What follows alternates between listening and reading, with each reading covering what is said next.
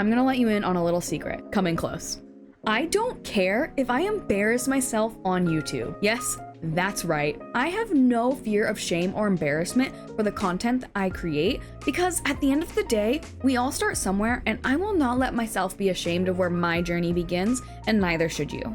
Hi, I'm Jenna, or Jenna Cat if you're new here, and I want to spend some time hyping you up and letting you know that embarrassment has no place in your life as an aspiring content creator. Yeah, that's easier said than done, I know. So let's talk about it.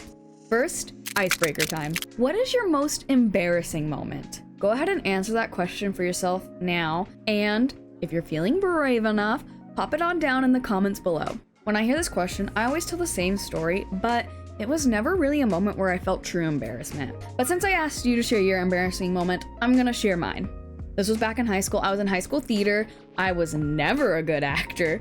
Really not even remotely close to being a good actor, but I still love to be in plays, to perform on stage, and to have a ton of fun with my friends, regardless of my skill level as an actor. It was just a good time and pushed me out of my comfort zone. Well, we were doing a version of Cinderella, and we never got a chance to do a proper dress rehearsal. So dress rehearsal is where you go through the entire play, start to finish, going through every cue, and wearing the costumes that you're going to be wearing during the show.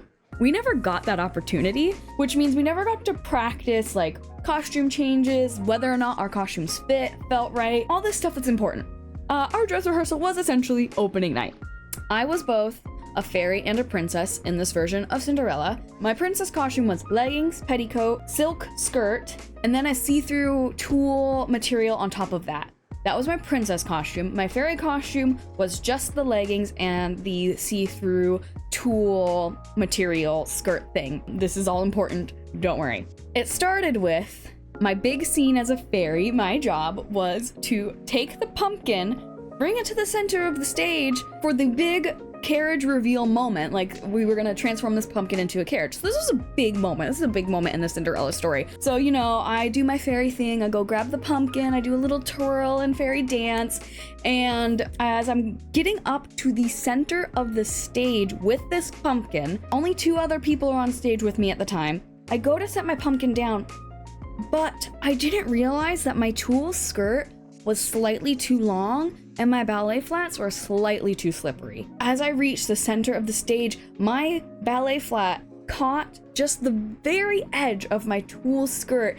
I slipped, tripped, fell, like whatever. I'm not really sure how it happened, but I fell face first in center stage, opening night in front of a crowd of people.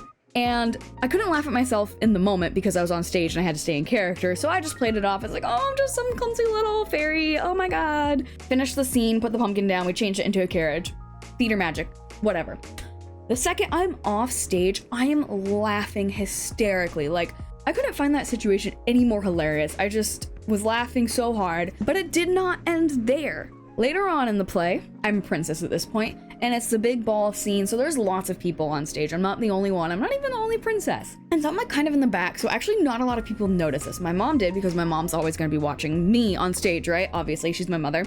But I'm standing there, scene is unfolding before us, and my silk skirt that's on top of my petticoat, but under the tulle, it wasn't secured enough, and it was so slick and slippery that it just literally slid right off.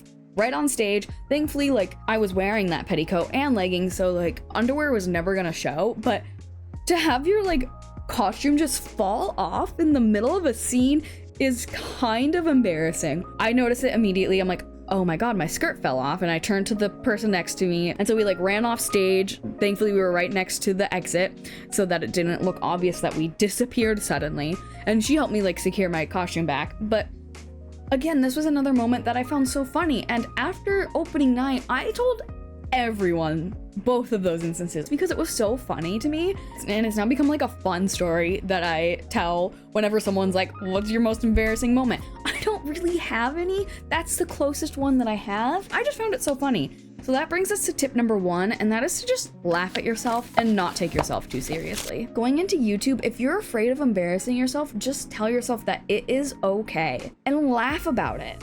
We all make mistakes, we all do awkward things, we are all human. The sooner you can realize this, accept this, and embrace it, the easier your YouTube journey will be. This is important groundwork for someone who wants to put their face on the internet for hundreds, thousands, maybe even millions of people to see. Laugh at yourself, don't take yourself too seriously, and enjoy the moment for what it is. You are still figuring out how you want to portray yourself on the internet as a creator, and you may do some cringy things in the span of your journey. God knows I do a lot of cringy things in my videos, and that's okay. Every content creator starts with some cringy content. That's just life. And the only way you're going to get less cringy is by doing it and doing it often. So don't fear your embarrassment, embrace it. If you're already laughing at yourself, then everyone will just be laughing with you. They won't be laughing at you because you're already laughing. So just have fun and embrace your awkward, cringy self. Tip number 2 is more of an encouragement, but I want to encourage you to realize that you are uniquely you, and there will always be someone who loves who you are. You may not connect with everyone who watches your videos, and that's okay. Those people aren't your people, but your people are out there. And once you find those people, they won't think you're embarrassing at all. They will hang on to your every word, and they will love that they have someone that they can relate to and connect with. So yes, while some people will still find your content cringy or awkward or embarrassing, those people do not matter.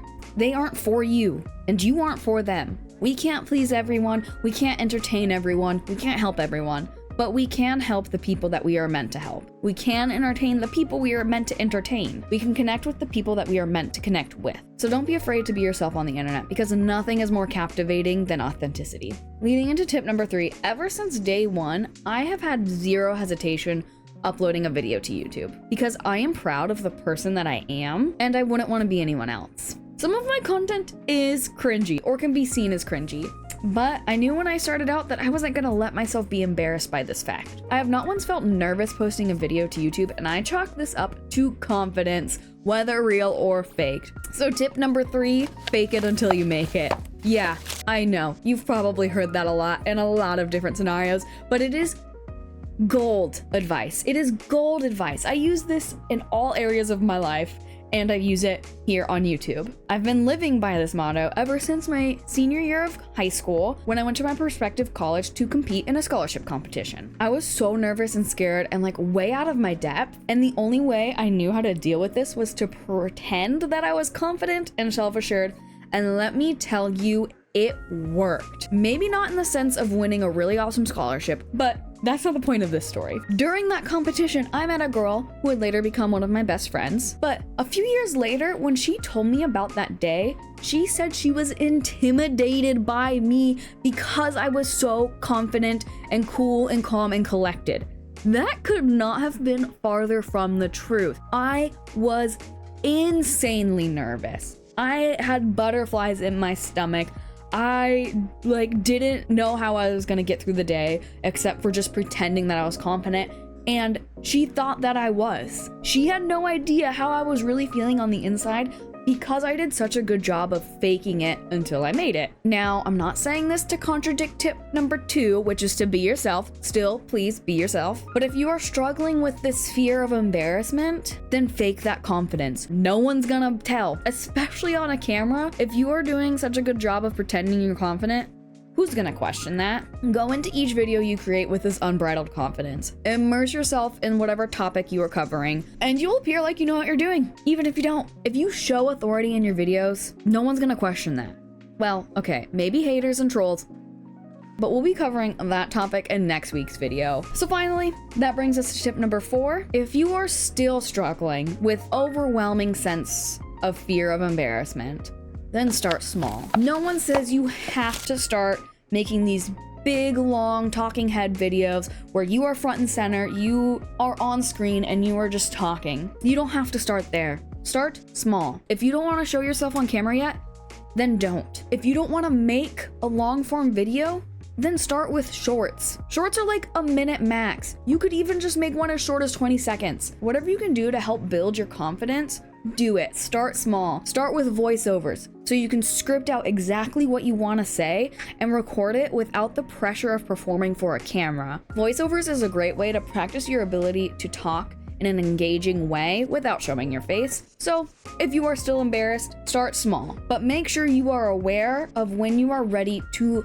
push yourself further, to push yourself to that next step of showing your face, of making a long form video. Yes, some famous content creators never show their face, so if that's working out for you, continue that. But if you realize you are not really seeing much growth and you've been practicing this for a while and you've been building your confidence, take that next step. Even if it's scary, I promise, you will not be disappointed.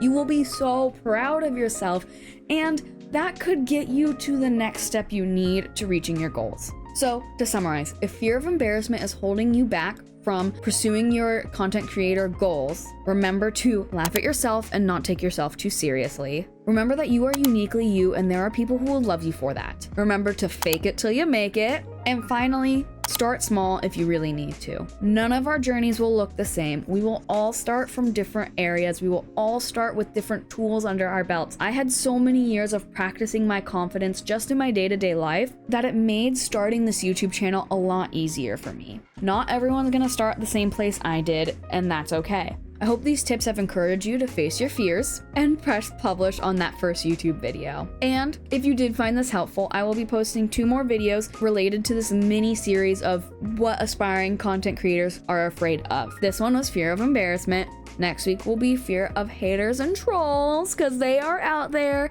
and they will not go away. And the week after that will be fear of failure. If you are interested in any of those topics, hit subscribe. If you liked this video, hit the like button. I truly wish you all the best of luck in your journey, and I truly hope that I said at least one thing today that will help you overcome your fear of embarrassment. Until the next video, I hope you all have a lovely, lovely day.